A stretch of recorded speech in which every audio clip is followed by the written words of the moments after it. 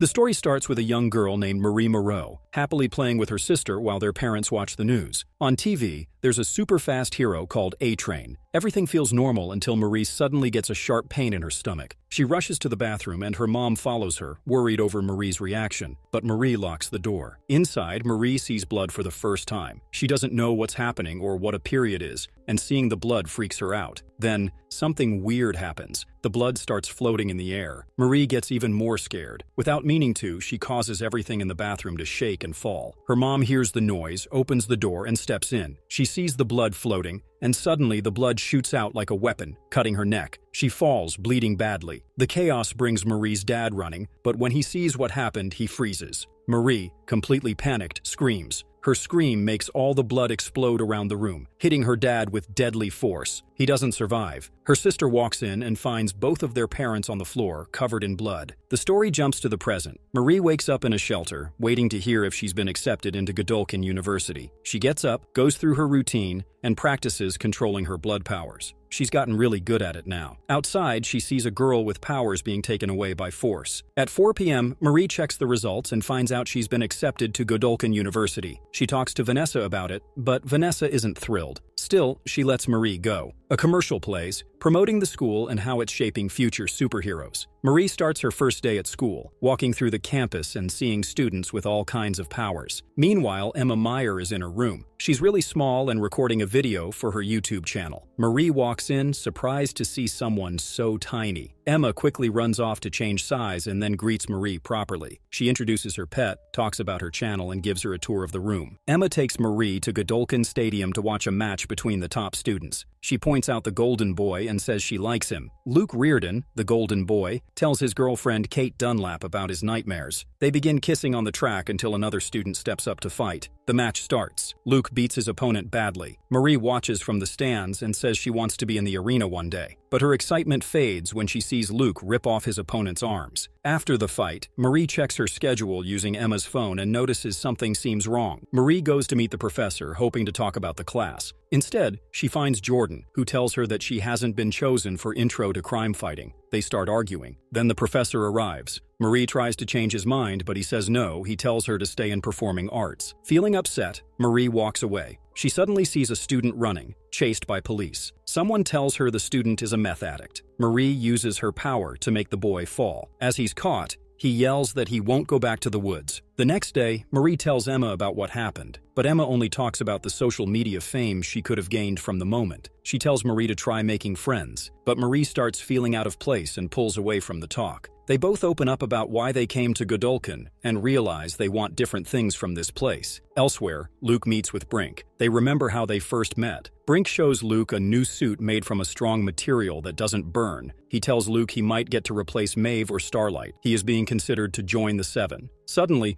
Luke hears a voice calling his name, but no one else seems to notice. Later, Andre walks up to Marie. He says he remembers her from the night before when she helped catch the student. He invites her to hang out with him, Luke, and the others. She says no, but he tells her she can still come to the crime-fighting building later if she changes her mind. That night, Emma tries to convince Marie to go. Marie agrees and borrows clothes from Emma. She joins the group for the outing. Luke, Kate, Jordan, and Andre go along too. Emma stays home and checks her YouTube comments. She gets a message from Liam asking to hang out. On a rooftop, the group hangs out. Marie stands quietly, looking into the distance. Luke notices and walks over to talk to her. They open up to each other. Marie lies at first about how she got her powers, but then tells the truth. She talks about her parents. Luke shares about his brother and reveals that being a hero isn't as perfect as it looks. Emma invites Liam over, and they get close. He asks her to shrink for a personal desire. Emma hesitates, but agrees. She goes to the bathroom, makes herself throw up to trigger her shrinking ability, and gets ready. At the same time, Marie and the others reach a club. Kate uses her power to trick the bouncer, and they all get inside. Meanwhile, Emma and Liam try out his strange idea, but Liam's feelings of shame and insecurity begin to show. Inside the club, Luke, Andre, and Jordan talk about the rankings and try to plan their next steps. On the dance floor, Marie and Kate enjoy themselves. Then, Luke steps away and sees another vision of his brother in the woods crying out for help. Elsewhere in the club, Andre tries to impress a girl. He changes a coin into a bird using his powers. On her request, he makes the bird fly over to drop it near an old man's drink, but someone bumps into him. The bird loses control and accidentally pierces a woman's vein. She starts bleeding badly. Panic spreads. Blood sprays across the room. Everyone runs, but Marie stays. Flashbacks of her mother's death hit her, but she stays strong. She focuses and uses her blood powers to stop the woman's bleeding. People take videos and cheer her bravery. The next morning, Maverick arrives and tells Marie to go to Brink's office. She goes in, hoping for good news, but is shocked. Brink thanks her for helping, but blames her for the woman's injury. He says she's expelled. The others, including Luke and Andre, will not face punishment because the school wants to protect them. Marie walks out, feeling broken. Outside, she sees Emma and blames her for convincing her to go out that night. Meanwhile, Luke hears the voice again. He opens a door and sees himself in the woods. His brother Sam appears, asking for help. Marie stops near a building and breaks down. She tries to calm herself and then decides to go back to speak to Brink again. On the way, she sees Jordan and lashes out in anger. Then, she rushes to Brink's office. But there she sees something shocking. Luke is on fire, hugging Brink and burning him alive. Marie is stunned but agrees to keep the event quiet. Luke doesn't believe she can be trusted and starts chasing her. She finds Jordan again, who tries to stop Luke and protect Marie, but Luke believes Jordan is also part of the lies. A fight starts. Luke knocks down Jordan and chases Marie onto the campus lawn, where other students watch. Andre steps in, trying to calm Luke. They hug. Luke feels everything crashing down. He flies up into the sky, hovers for a moment, and then explodes. His body bursts into pieces, covering the whole area in blood and flesh. Luke's friends gather around the place where he died. Everyone stands quietly, filled with sadness and confusion. They try to make sense of what happened, but no one has answers. The loss is heavy. Meanwhile, at the school's headquarters, Ashley and the public relations team start planning how to handle the situation. They decide not to tell the full truth. Instead, they create a story that makes Marie and Andre look like heroes. The public will see them as the ones who saved the day. At the same time, the new student rankings are announced. Andre is placed at the top, ranked number 1. Ashley also questions Indira about a secret place called the Woods, but Indira doesn't give her a straight answer. She avoids the question and talks about how proud she is of how things are going. Ashley doesn't agree. She reminds Indira that this whole situation is a major failure. Later, Marie returns to her dorm. Emma is there and tries to make her feel better. She talks a lot and moves quickly, but instead of helping, she ends up making Marie feel more stressed. Marie just wants some peace. She makes a quiet promise to herself to stay focused no matter what. Then she goes to bed. The next morning, Marie gets ready for classes, but as soon as she steps out, students start coming up to her. Everyone wants to talk, ask questions, or take pictures. She learns from one of them that she's made it into the top 10 rankings, which is very rare for a freshman. Meanwhile, Andre sees that he is ranked number 1, and Jordan sees that she is number 5. Later, Jordan visits the place where Brink died. She stands there alone, paying her respects. Kate walks up and says a few words, trying to comfort her. That evening in the cafeteria, Marie finds herself in the center of attention again. People watch her as she eats. Then she meets Jeff, the school's social media director. He gives her a quick rundown of what's been happening and tells her about all the special treatment she'll be getting. Marie is surprised to hear the rumor that she was the one who fought and beat Luke. People believe it, and they admire her. She doesn't correct them, but she stays quiet and humble. Jeff quickly brings Marie to an interview setup and introduces her to a woman named Courtney. While this happens, Andre is having a conversation with his father. Andre wants to know if Luke left any message before he died, but his father misunderstands and simply tells him to stay strong and take this moment as a chance to shine. Courtney gives Marie a set of clothes and tells her to follow a script during the interview. She is expected to act a certain way for the media. Marie doesn't feel fully comfortable, but she agrees. She and Andre go for a photo shoot and then sit down for the interview.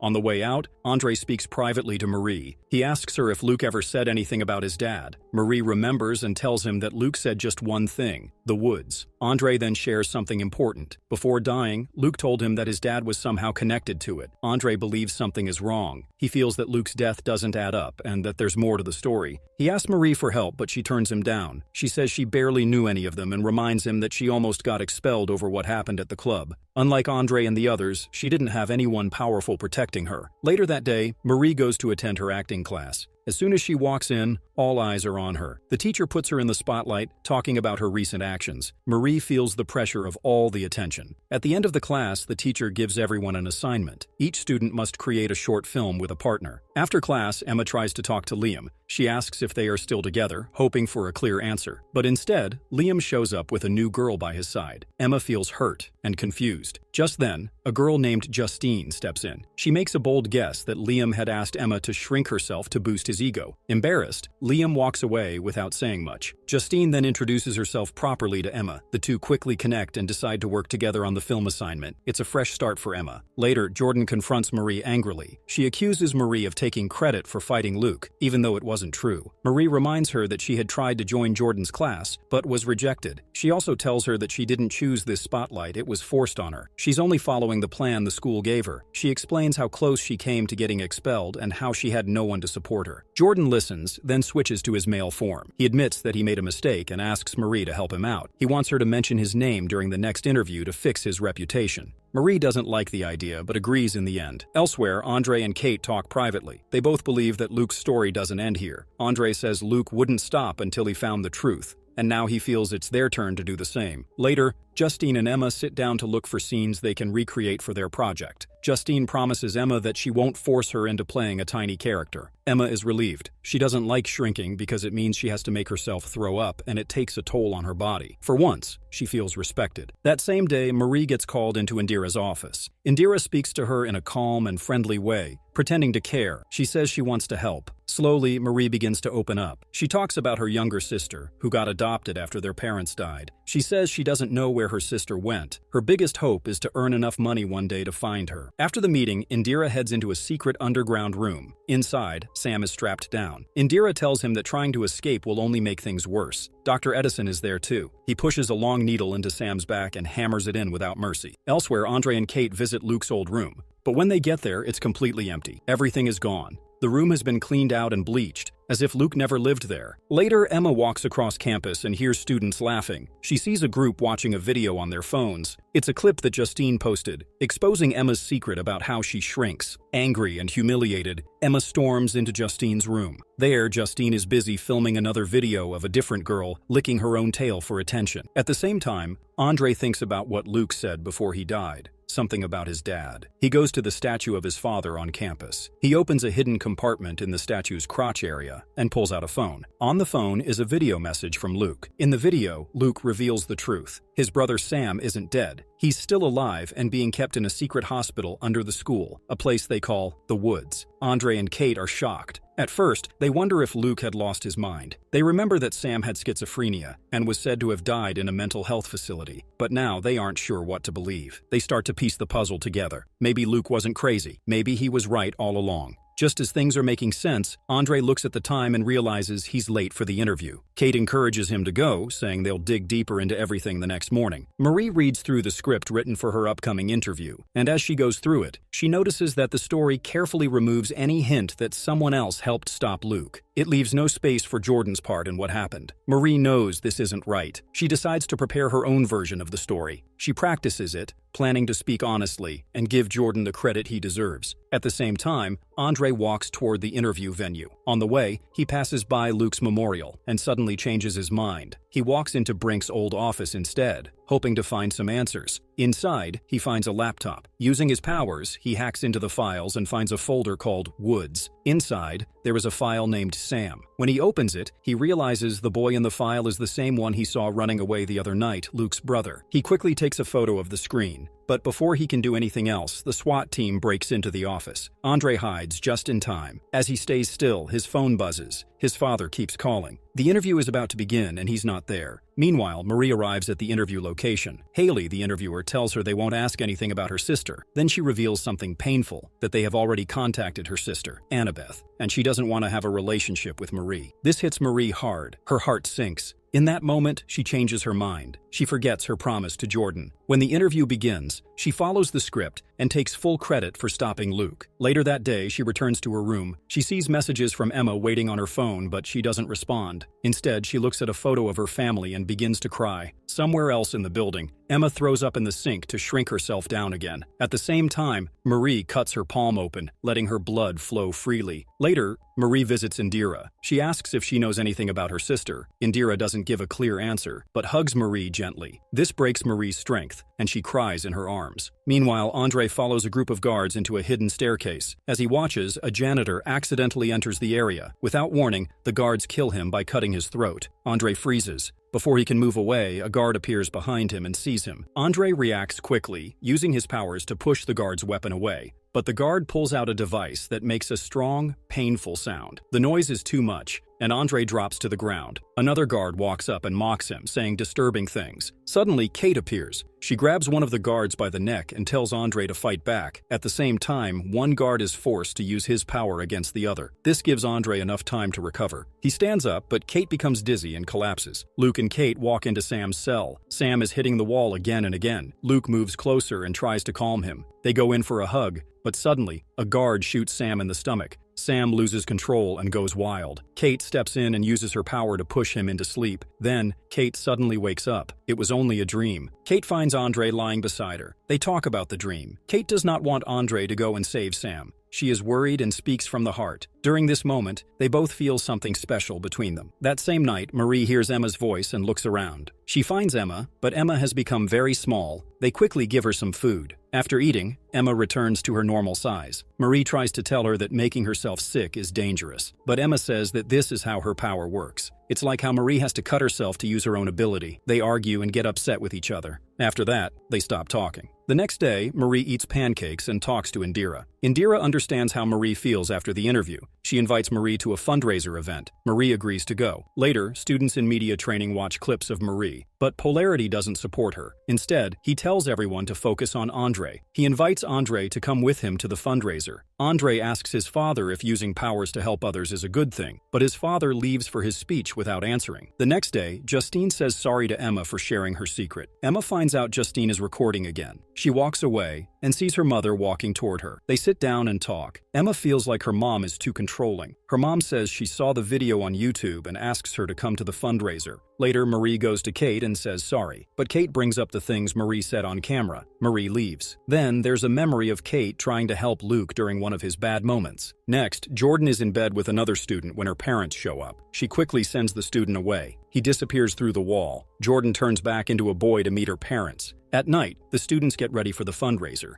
Marie walks around the event with Indira. They talk to people. Indira tells Marie to stay sharp if she wants to be number one. Emma's mom introduces her to Courtney. Courtney offers her a role in a reality show, but Emma sees that the role is only about gaining pity, not about being strong or inspiring. Jordan tries to talk to the guests and impress them, but it doesn't go well. His parents step in to help him. Emma, feeling stressed, goes to the washroom. Marie walks in. They aren't supposed to talk, but Emma says something nice about Marie's dress. Marie asks for help with how to use the washroom in such a dress. Emma helps. Marie says sorry for everything. They hug. Emma returns to the group and asks if they can make the show more inspiring. Her mother says no, and Emma walks away, upset. Andre sees her and follows. They sit and talk. Jordan argues with her parents, who are not happy with who she has become. Andre tells Emma about the plan to rescue Sam. She agrees right away. He takes her to the bunker, where she has already shrunk. He gives her a GPS tag and explains what to do. Then she slips under the door and heads into the asylum. Emma hides in Sam's food tray and gets into his room. Sam sees her right away and traps her under a cup. He wonders if she is real or just part of his mind playing tricks on him. At the fundraiser, Marie's face is shown on a banner. A short video plays to remember Brink. Andre gets nervous because Emma hasn't come back yet. His father notices and questions him. Andre talks about the secret hospital underground. Polarity is shocked that Andre knows and tells him to stay quiet. Then, someone calls Polarity away. Sam doesn't believe Emma is real and asks her many questions. She gets some answers wrong. Still, she tries hard to show she is there to help. He says he wants to stay, but she tells him it's his brother's plan to save him. Sam listens and agrees to help. He says he will give her the codes to open the doors. Meanwhile, Marie talks with Indira and slowly realizes she is only being used for public image. She walks away. Jordan teases her and says her parents liked Marie more. Marie opens up and shares that she didn't know she had powers until her first period, and that's when she accidentally killed her parents. Jordan and Kate invite her to join them. Kate shares that she once pushed her brother away and told him to never come back. After that, her parents stopped touching her. She tells Marie that it wasn't her fault and comforts her. Back in the cell, Sam and Emma have a deep talk. They enjoy their time together. Emma says she will leave soon when the food trays are collected. She hopes to see him again. Sam thanks her and tells her she is beautiful. Andre shares the plan with the others. Suddenly, alarms go off. Sam hides Emma on a shelf and tells her to run when the power goes out. He drops to the floor. A guard comes in and shocks him awake. Emma quickly jumps onto the guard, enters his ear, and causes him to bleed and fall. She comes out the other side. Right then, two more guards rush into the room. Indira and Dr. Cardoza arrive at Sam's cell after he and Emma have escaped. They walk through the halls and see bodies lying along the way. This is the path Sam and Emma used to get out. At a drainage pipe, Indira notices a tiny shoe. She guesses it might belong to Emma. Somewhere else, Andre, Marie, Jordan, and Kate follow Emma's GPS signal. But when they get to the location, they only find a tracker with blood on it. They leave, hoping to find other signs that will lead them to her. Meanwhile, Emma wakes up. Sam places her gently on a table at an old drive-in movie theater. He thanks her for saving him. He says he wants to ask Luke for help, but Emma tells him that Luke is gone. Sam breaks down. He starts destroying things around him and then hits himself on the ground. Emma tries to calm him. She tells him she will not leave, but Sam believes that all good people always leave in the end. Next, there's a trailer for Tech Knight's show. He films a part where he talks about the mystery behind Golden Boy's death. Later, Tech Knight appears in Indira's office. They talk about what has been going on. He says he knows Luke took his own life after killing Brink, thinking it would save his brother. He tells Indira that he wants to blame another student for everything. Indira warns him not to go after the top 5 students. He also finds out she hasn't told him or Vought everything. He demands to see all of Golden Boy's personal records for his investigation. Later, Andre goes to Kate's room. He apologizes and tells her that his father has known about the woods all along. Marie visits Rufus, a psychic, and asks for help to find Emma. Rufus acts strange. He asks her to sit close to him so he can use his powers. Marie wakes up inside his room and sees Rufus standing naked. Just then, Jordan enters. Marie uses her blood powers and makes his penis explode. And as they leave, Jordan asks Marie why she made that choice. Jordan also warns her that Tech Knight is on campus and it might not be safe for her. Andre and his father prepare for their interview with Tech Knight. They talk about what happened on the day Luke died. Andre didn't want to harm Luke, but his dad had other ideas. During the interview, Tech twists the story. He blames Andre, Jordan, and Kate in separate interviews. Andre gets angry and walks out while the cameras are still recording. Meanwhile, Sam sees that Emma is back to her normal size. They talk wildly and laugh at dark jokes, growing closer. Then Sam leaves to look for more food. As he walks away, his mind starts to play tricks. He hears strange sounds and begins to hallucinate. Marie goes to a lecture. Indira stops her and asks why she didn't come for lunch. She also asks what's been happening with Emma, who has been missing classes. Indira then brings Tech Knight in to speak to the class. Tech uses the class to question Marie. He turns the lecture into an interrogation. He pushes her to explain what happened the day Luke died. Marie struggles under pressure. Tech points out changes in her body, like her eyes and heartbeat. Marie finally says that she didn't fight Luke alone. Jordan helped her. Tech shows off his skills by saying he can break people during interviews. After class, Indira speaks to Tech and tells him to stop involving the top 5 students. Tech agrees but warns her. He says he might blame her instead. He also tells her he knows Sam escaped from the woods. Later, Sam sees another vision. This time, he sees Jason Ritter from television. The hallucination tells him terrible things and convinces him to go after Dr. Cardoza. Sam loses control again.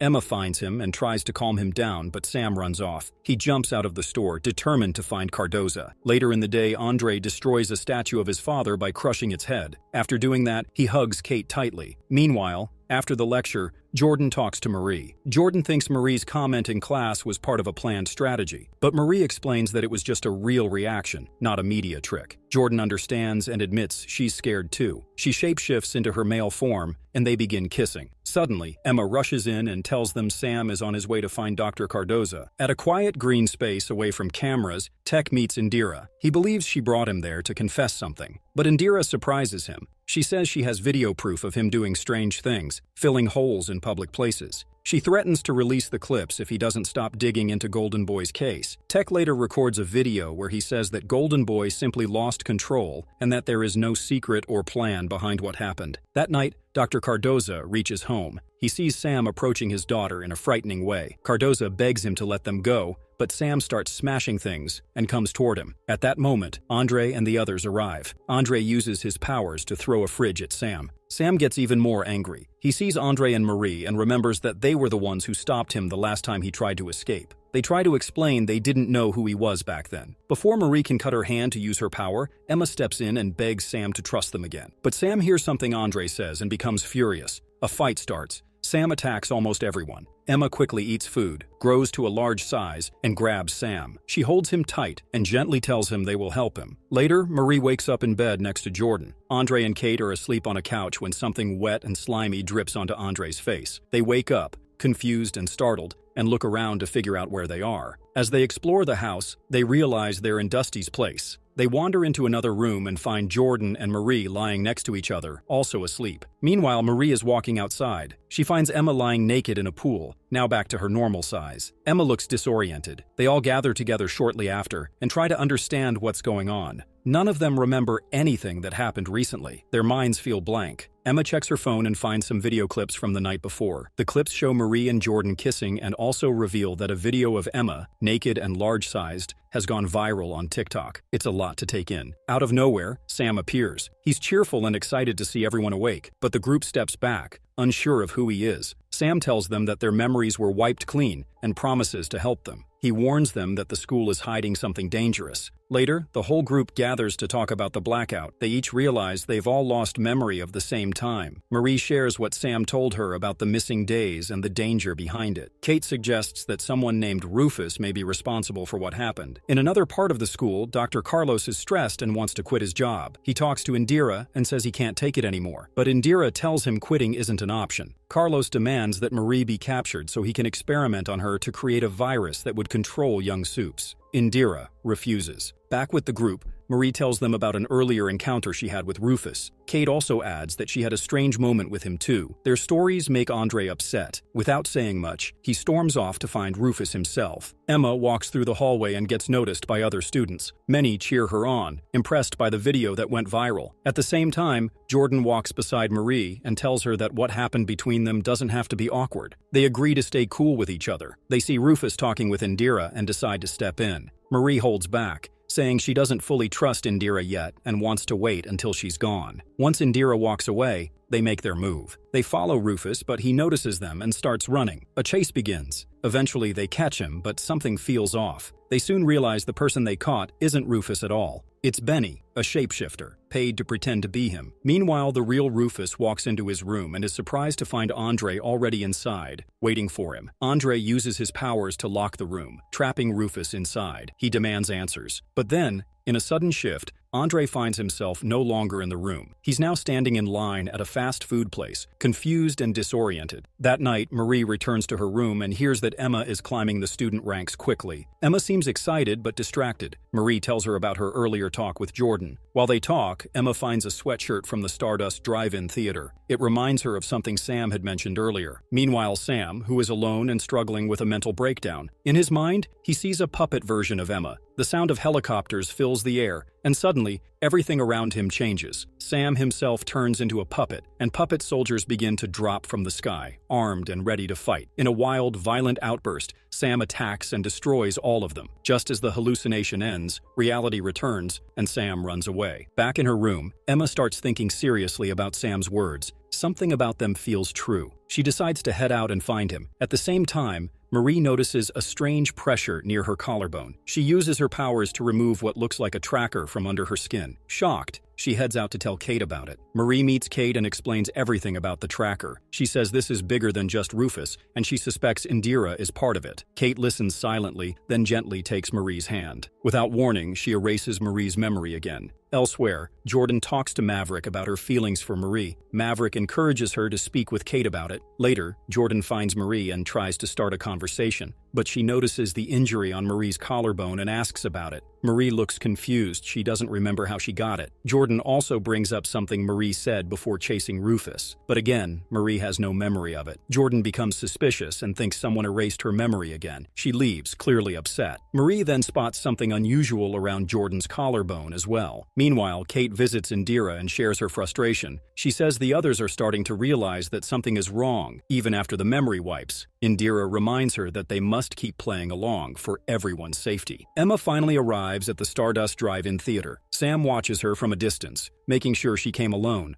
Slowly, he walks up to her. Emma still doesn't remember him but says she believes him. She apologizes for not remembering, and Sam shares that Kate erased Luke's memories of him too. That night, Kate goes to Andre's room. She asks to spend some time together, and they sit down to watch TV. During the quiet moment, Andre admits that he doesn't feel safe at the school anymore. He thinks they should leave. Suddenly, he gets a message from Jordan saying she has found Rufus. Jordan and Marie quickly rush to confront Rufus. As soon as they find him, they attack. Rufus panics and pleads with them, saying he hasn't done anything. He explains that he's been in his room for over 5 hours and couldn't have erased anyone's memory. Right then, Marie gets a phone call from Emma. Emma tells her that Rufus isn't the one behind it. Marie turns to Jordan and tells her to stop, but it's too late. Andre storms into the room. Furious, he slams Rufus through the wall using his powers. Then he pins him down with sharp grass vines and almost cuts off his head with a shovel. Before it's too late, Kate steps in and stops Andre. She finally confesses the truth. She is the one who wiped everyone's memories. She returns Andre's lost memories, allowing him to remember everything. Andre stands still, heartbroken. The betrayal from Kate is too much. Without saying another word, he walks away. Kate uses her powers to return everyone's memories. Now that they all remember the truth, the room fills with tension. Andre, feeling betrayed, tells Kate he no longer trusts her.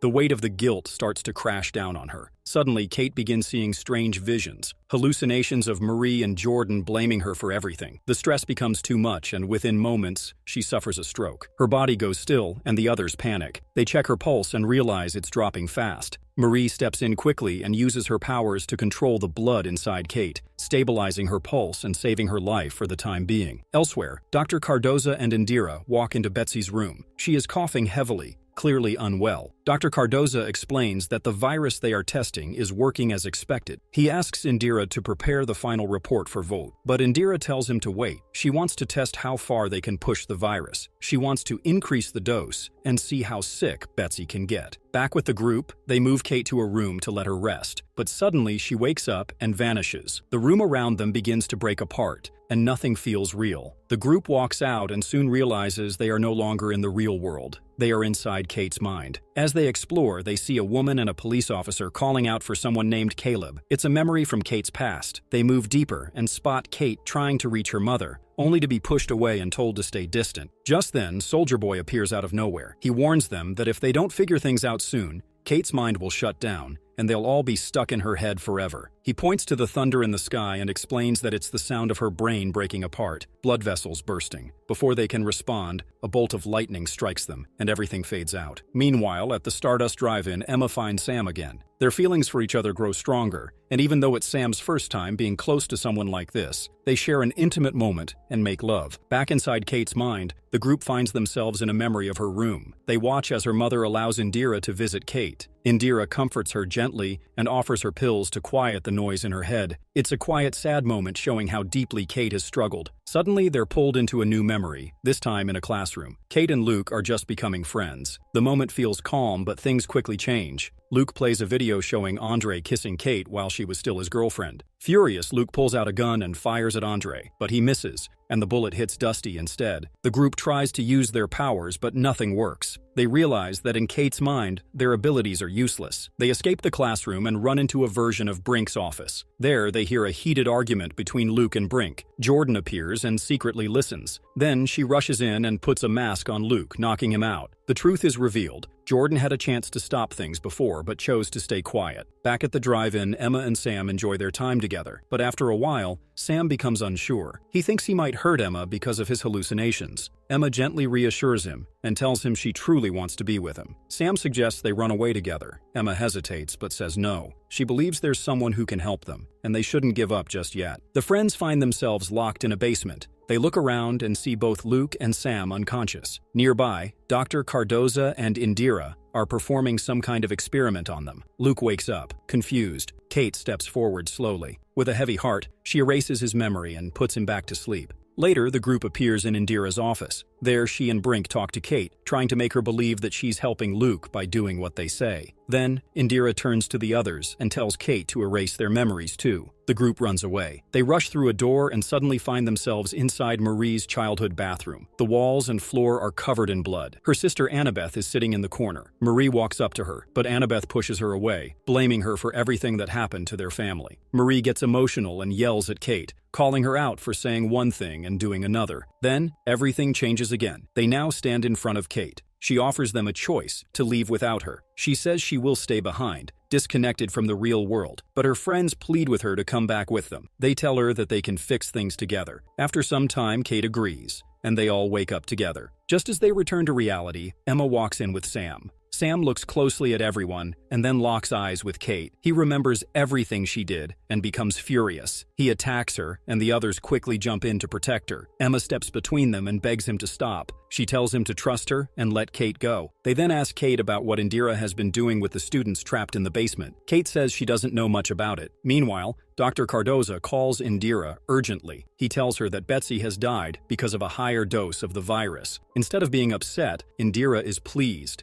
She tells him to make the virus contagious. Inside the woods, a few young Supes are trapped. They are locked in separate glass cells, while Dr. Cardoza and Dean Shetty watch from the other side. One of the students carries the most dangerous form of the virus. They are highly contagious. Another Supe slams on the glass wall, begging to be released, but no one moves. Shetty turns to Cardoza and asks if he can adjust the virus again, this time to make it airborne. She wants it to spread even faster. Cardoza looks uneasy. He warns her that making it too deadly might raise concerns, especially with Vought. But Shetty reminds him that this is his creation. If anything goes wrong, she could blame him to protect herself. Later, Kate calls Shetty and asks if they can meet at her house. Shetty says she has an appointment in the city, but tells Kate she can go inside, grab something to eat, and take her pills. Kate lies, saying she already took them. In reality, she's standing alone in a restaurant, her mind filling with voices that won't stop. She's struggling to stay in control. Kate returns to her table where Marie, Andre, and Jordan are sitting. They all look at a nearby TV showing a news report. Vice presidential candidate Victoria Newman and her running mate, Bobby Singer, are coming to Godolphin University for a student town hall. The news sends a wave of unease through the group. Kate then tells them her plan. She will wait at Shetty's house and force her to reveal the truth. But before she can say more, the thoughts of Marie, Jordan, and Andre hit her all at once. Their doubt is loud. They don't trust her. Jordan, now in their male form, snaps at Kate and tells her to stay out of their head. They get up and leave the restaurant. Marie follows, trying to calm them down. She points out that Jordan always changes into their male form when trying to get serious with the group. After a small argument, the tension softens. The two share a quiet kiss. Marie starts to believe maybe Kate isn't doing this on purpose. Maybe she truly can't control her powers. Then an idea comes to Marie and Jordan. What if they bring what they know about the woods to someone powerful, someone with a voice? Victoria Newman could be that person. It's a risk, but it might be their best chance. Meanwhile, Emma is in her room packing Sam's things. She plans to give them to a student with fire powers to burn. She tells Sam to stay in the room while she gets food. As she leaves, Sam becomes distracted by Emma's large collection of sex toys, staring at them with curiosity. Back at the school, Marie and Jordan sneak into Shetty's office. They dig through her drawers and find something shocking, a hidden folder full of clippings and reports about the transatlantic Flight 37 crash. Inside is a passenger list. That's when they realize Shetty's husband and daughter were on that plane. She lost everything in that crash. What they don't know yet is that Homelander let the plane go down. Suddenly, Dr. Cardoza stumbles into the office. Marie and Jordan hide quickly. Cardoza is clearly drunk. He takes out a bottle of Shetty's liquor and pees into it. Then, he places his resignation letter on the desk. He doesn't want any part in killing all Supes. He's done. While this happens, Shetty meets with Grace Mallory in another location. She tries to sell Grace on the airborne virus idea. She knows Grace doesn't like Supes and says this virus could wipe them out completely. Grace doesn't agree. She says she won't support it, and if needed, she'll expose what Shetty is doing at Godolphin. Grace quietly brings up someone from her past, a man with the same mindset as Shetty. She never says his name, but it's clear she's talking about Butcher. She says this kind of thinking once took over his life and broke him. She tries to warn Shetty that it's not too late for her. She could walk away, but Shetty has made her choice.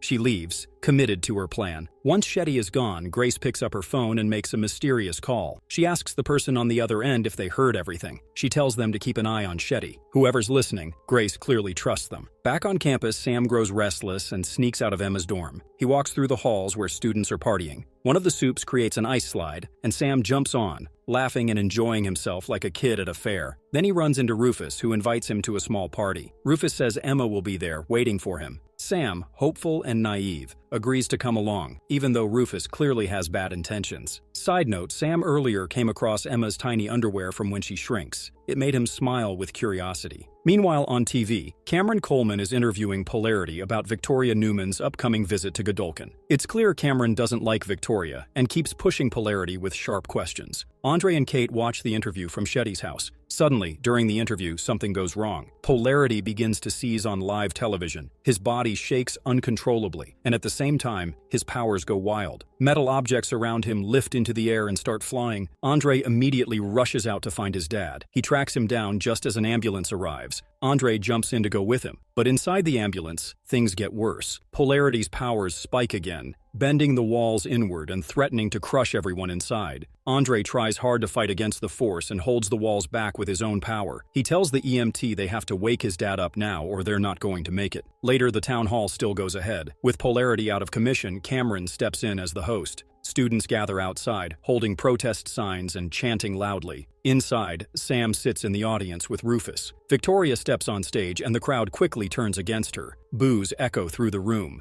People shout things like "Soup Lives Matter," trying to drown her out. Victoria stays calm. She says she supports soups and believes in equal rights. Outside, Jordan sets up a distraction to help Marie get inside without being noticed. Jordan throws a punch at Justine, knocking her jaw out of place. But to everyone's surprise, Justine heals instantly, most likely her power. Harper films the chaos as students start fighting. Powers clash. The whole place erupts into a wild scene of violence and confusion. Inside the hall, Victoria answers a serious question from a student. They ask why Homelander hasn't faced any consequences for killing a civilian in public. Victoria says he will be judged by a jury of his peers. But before she can say more, the room explodes into full-blown chaos. The students revolt. Soup powers go off everywhere. Fire, ice, force fields, sound waves. Everyone is using what they've got. The town hall turns into a war zone. Victoria is rushed backstage for her safety. Marie catches up and begs for a moment to speak with her. Victoria recognizes her right away and pulls her aside into the green room, away from the madness. Back in the crowd, Jordan, now in their male form, finds Emma in the middle of the protest. The two quickly team up and begin looking for Sam. They find him nearby, full of energy, talking excitedly about his college adventures. He proudly says he's made new friends, including Rufus. Emma and Jordan both know this is a bad sign, but Sam doesn't realize it yet. Meanwhile, Shetty returns home and finds Kate waiting for her in the dark. Kate isn't wearing her gloves. She tells Shetty that she stopped taking her pills because they made her feel empty. Then she accuses Shetty of using her as a tool. Shetty doesn't deny it. Instead, she calmly says she only needs Kate to do one last thing. Then they can leave everything behind. She promises she doesn't want to hurt Kate, only the rest of the soups. Kate listens and starts to believe her. They share a quiet, emotional hug. In the green room, Victoria asks Marie to tell her something about herself. As they talk, Marie picks up something strange. Victoria has compound V in her blood. That means she's a soup, too. Even more surprising, she has the same powers as Marie. Victoria proves it by slicing her hand. She explains that Marie's powers can grow stronger, even dangerous. One day, Marie could explode heads too. Victoria reveals she made sure Marie got into Godolkin. She pushed her application through quickly so she could leave Red River. She's been helping Marie from behind the scenes all along. They bond over their shared past. Both of them grew up as orphans. They remember moments from Red River, some painful, some bittersweet. Victoria then asks what Marie came to say. Marie tells her about the woods and everything happening under the school. Victoria says she'll handle it, but she also warns Marie, if she wants to survive in this world, she'll have to play the game and stay quiet. Later, Andre sits beside his father's hospital bed, watching him sleep. He gets a text from Kate asking him to come to Shetty's house. One by one, the rest of the group arrives there too. Kate decides it's time for the truth to come out. She makes Shetty confess everything. Shetty tells them her real goal is to wipe out all soups. Her reason is that Homelander killed her husband and daughter. Marie tries to reason with her, saying not all soups are dangerous, but Shetty believes they are all born with destruction in their blood. Then, without warning, Kate uses her powers to force Shetty to slit her own throat. Marie begs her to stop, but Kate tells her not to help. Jordan and Emma try to save Shetty, but it's too late. She dies right there. Marie looks at Kate in disbelief. She asks if Kate truly understands what she's just done. Sam steps forward, saying it's justice. His eyes burn with intensity. Kate follows up by saying anyone who doesn't support soups deserves to die. Her mind is warped by trauma. Sam agrees. They now believe that violence is the only way. Meanwhile, in a quiet parking lot, Dr. Cardosa meets with Victoria. He hands her a metal canister, the virus. In return, she gives him a card with information about his family's new hiding place under witness protection. Before letting him go, she checks if he's the only person who knows where the virus is. He says yes. Cardosa looks at the card. It's blank. A moment later, his nose starts to bleed. Then, his head explodes. Victoria stands calmly, flicks some of the blood from her hand, and walks back to her car, and then drives away. Kate stands still, her face blank, but inside her mind is chaos. The thoughts of Marie, Jordan, and Emma crash into her all at once. Their panic is loud and intense. Marie is in shock. She can't believe Kate actually killed someone. Jordan tries to stay calm, thinking about how they need a plan before things get worse. Emma is scared, unsure what to say or do. All their voices mix together in Kate's head. Kate defends herself. She says she didn't do it out of anger. She did it to protect her friends. She believes what Shetty and Brink did to young Soups was cruel, unforgivable. Someone had to take a stand. In her eyes, it was justice. Then Sam speaks up. He hasn't said much until now, but he quietly says that he wants to be a hero too, just like Kate. Emma pleads with him to stay out of it, trying to keep him safe, but Sam gently tells her that this time, he wants to be the one who saves her. Jordan shifts into their female form and stands in the way as Kate and Sam prepare to leave Shetty's house. They want to stop them, but Kate speaks up. Jordan might be able to stop her, but can they stop Sam too? Probably not. Marie makes a quiet, painful decision. She nods to Jordan, silently telling them to let Kate and Sam go. There's too much at risk in a fight right now. Once they're gone, Jordan pulls out their phone and says they should call campus security. Marie immediately disagrees. She says involving others could make things worse. This is their mess. They need to stop Kate and Sam themselves. No one else can get hurt because of this. Elsewhere, Andre sits quietly outside his father's hospital room at 7 Tower. A doctor joins him and shows him brain scans of Polarity. The images show heavy damage. Much of the brain tissue is affected, and though the damage can't be undone, treatment might help slow it down. The doctor gives Andre a list of things his dad needs: seizure medication, physical therapy, and most importantly, he must stop using his powers. Every time he uses them, he's putting his life at risk. Later, Andre walks into the room to see his father awake. Polarity tries to keep a strong face. He tells Andre that it's time to pass the torch. His superhero suit needs to be refitted for his son. It's Andre's turn to carry the family legacy. Polarity tells Andre to stay low, follow the rules, and protect their name. He says he always knew about the woods, but stayed quiet to protect his son. In his mind, keeping their family safe is more important than trying to be a hero. Andre listens quietly, then speaks. He says their powers, the very thing that gives them status, are also the thing destroying them. Maybe instead of hiding from the truth, they should start thinking about how to fix it. Ashley holds a tense meeting with the VOT board at Godolphin University. The group gathers to figure out what to do next. Ashley wonders where Shetty has gone. No one has heard from her. Everything they've tried so far has failed, including the town hall with Victoria Newman. In desperation, Ashley brings up a bold idea. Maybe it's time to bring someone new into the 7. Andre's name gets tossed around as a possible candidate. Meanwhile, Kate and Sam return to the woods. They're not here to hide, they've come to break everyone out. Sam wastes no time and punches straight through a guard's head. Kate takes a different approach, using her powers to convince another guard to unlock all the prison cells. The captives are finally free. Sam stops at his old cell. He peeks inside and sees something strange. The ghostly image of his brother, Luke,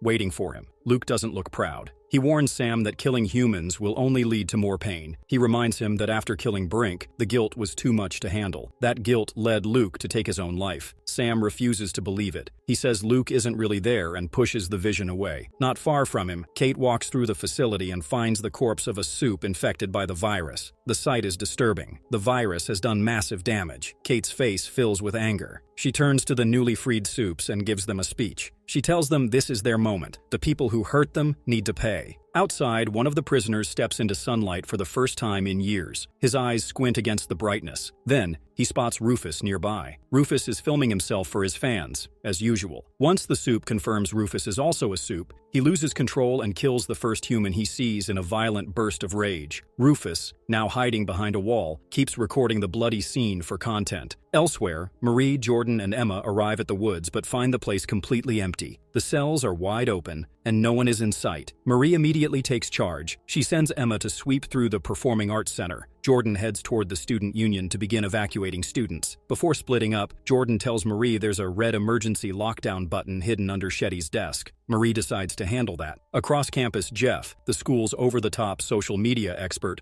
records a new video. He proudly declares his return, free of crutches, and announces the start of Hot Jeff Summer. His excitement doesn't last long. Jeff soon runs into one of the escaped Soups who is destroying everything in her path. He pulls out a sonic whistle, using it to disable her powers. Then, without any hesitation, he slips a chip into her mouth. The chip explodes, killing her instantly, just like Victoria Newman's victims. Blood sprays, and Jeff walks away with no emotion. Back in the vault boardroom, Ashley receives word of what's happening on campus. The escaped Soups are attacking. People are dying. The situation is spiraling out of control. Elsewhere, Kate finds Jeff again. This time, she's not letting him go. She records a video with him, making him the center of attention. Then she forces him to do what he made others do. She demands he put the chip in his own mouth. Without protest, Jeff follows the order and explodes on camera. Ashley watches it all happen live, stunned and speechless as the screen goes dark. Adam watches proudly as Liam performs a dramatic monologue from Dawn of the Seven. He calls it the perfect choice, just enough praise for the director without sounding desperate. In the background, tension builds. Sam suddenly moves toward Adam, ready to kill him, but Emma steps in and tells Sam to stop. Her voice cuts through the room, and the other students quickly leave in fear. Adam runs out, and Emma turns to Sam, shaken and heartbroken. She confronts him, asking why he keeps hurting people without thinking. Sam doesn't back down. He accuses Emma of never really caring about him. He believes she only does things to look good in front of others, to be liked. He says what he's doing is right, it's justice. The people behind the woods need to suffer. Then he walks off the stage. Emma breaks down in tears. She gave up so much for him. As she cries, something strange happens. Her body shrinks, smaller than she's ever been before. A physical reaction to emotional pain. At the same time, Kate calls Andre. She sounds calm, even cheerful. She asks him to meet her at the school, saying they can finally be together. Yes, she admits she killed Shetty and let out the prisoners, but to her it was all necessary. Andre doesn't waste time. He leaves Seven Tower to go find her. Back on campus, Sam sees his brother again. Luke's ghost stands in front of him, trying to reach him. Luke begs him to stop. This path won't bring peace. It's only making things worse. But Sam can't take the guilt anymore. He turns to Kate and asks her to take it all away. Kate reaches out and erases his feelings.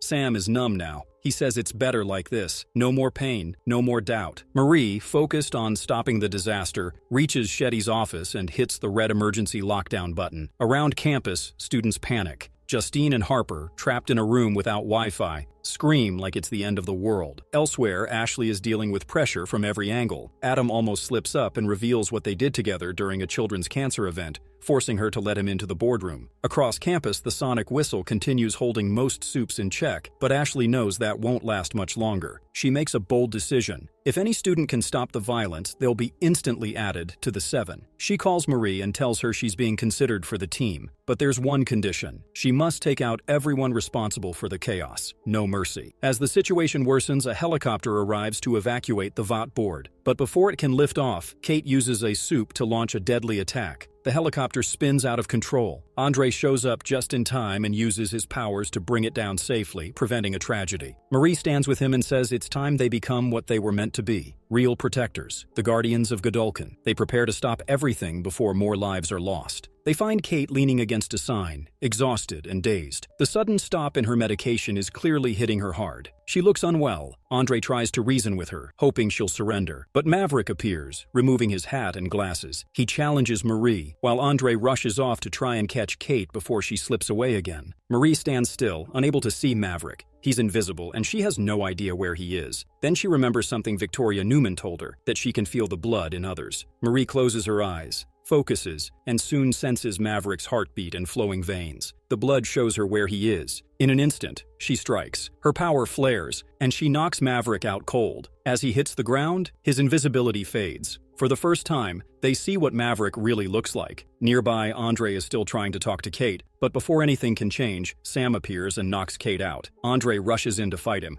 It's a brutal battle. Andre holds his own for a while, but Sam is stronger and more intense. He throws heavy punches, nearly breaking Andre. Then Andre sees a fallen baton nearby. He uses his powers to grab it mid-air and channels electricity through it. He jabs the baton into Sam. It takes a moment, but eventually Sam collapses, unconscious. Marie turns to Kate, trying one last time to reach her. She says everything she's done was to protect her sister and become someone better. Kate doesn't believe her. She says she's not a hero, or even a real person, just a product Vought created and used. She feels broken beyond repair. Marie's patience ends. She turns and helps Jordan, who is in the middle of a fight. Jordan switches into their male form and takes a massive blast from a female soup head-on. Marie doesn't hesitate. She focuses on the woman's heart and triggers it. The woman falls dead from a heart attack. Suddenly, another soup makes a run for the helicopter, which is now hiding the vote board, Ashley and Adam. Marie closes her eyes again. This time, she draws blood from the many bodies on the ground. The blood floats up, twisting into sharp blades.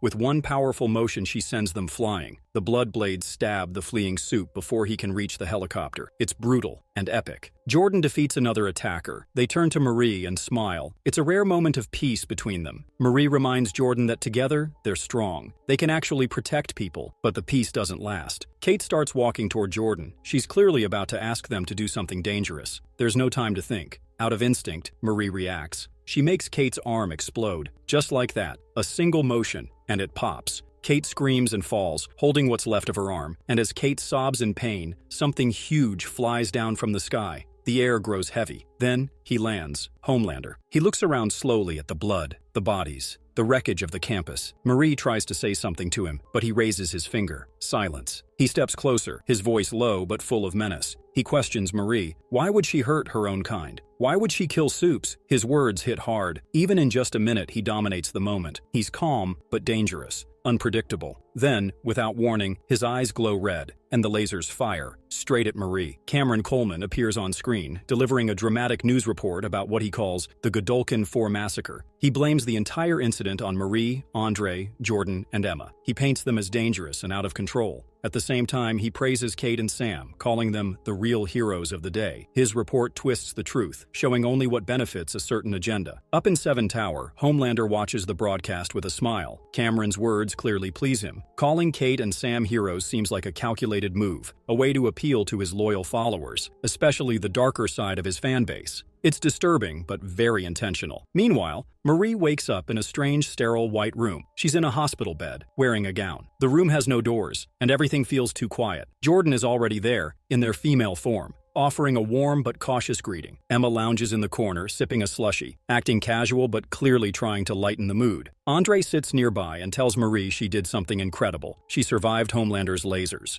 There's a sense that Homelander didn't use his full strength. Maybe he held back on purpose. Maybe he just wanted to make a point, not end her life. Marie, still dazed, asks where they are, but no one seems to have a clear answer. At the same time, far away from the group, someone else steps into the picture, Billy Butcher. He walks through the dark halls of the woods, his usual swagger in place. He peeks into a room filled with destroyed equipment and broken walls. With a smirk, he delivers a harsh remark and looks up at a screen, his eyes sharp and focused. Billy's back, and now he knows.